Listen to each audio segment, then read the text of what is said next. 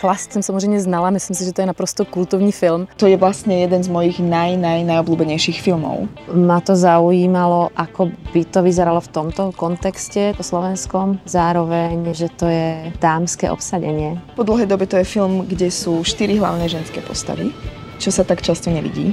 A za to sme vďačné. Ťažko je natočiť niečo, čo by sa aspoň priblížilo tej predlohe, lebo to je vidno, že tí herci, to bola veľmi, veľmi zohraná partia. Tak sme z toho urobili verziu s profesorkami. Přijde mi to vlastně v něčem takový jako drzý a v něčem strašně odvážně, vlastně to strašně bavilo. Říkal jsem si, že to je teda zajímavý nápad, to vlastně otočit takhle genderově. No v tom opačném gardu to asi bude taky fungovat s těma holkama.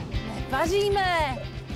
Robíme vedu. Není tolik filmů, kde se vlastně vyrovnaně může po tolik hereček. Velmi silná herecká ženská sestava. Je to pre mňa naozaj výnimočné, že som nikdy ešte netočila v takomto čisto ženskom kolektíve. Tak to uistilo mňa v tom, že chcem o to viac ten film skúsiť, pretože som sa naozaj tešila. Pre mňa to je úplne niečo nové, je to úplne taká iná energia. Ty holky vlastně ty věci prožívají jinak, ten alkohol prožívají jinak, tu krizi prožívají jinak a v tomu srovnání se nevyhneme, ale tím, že je to v té ženské verzi, prostě děláme jiný film. Keď hovoria dve herečky česky, dve slovenský a jedna z nich je ešte Maďarka pôvodne, tak to inšpirovalo scenaristu na mnoho situácií, ktoré ja dúfam, že diváka pobavia.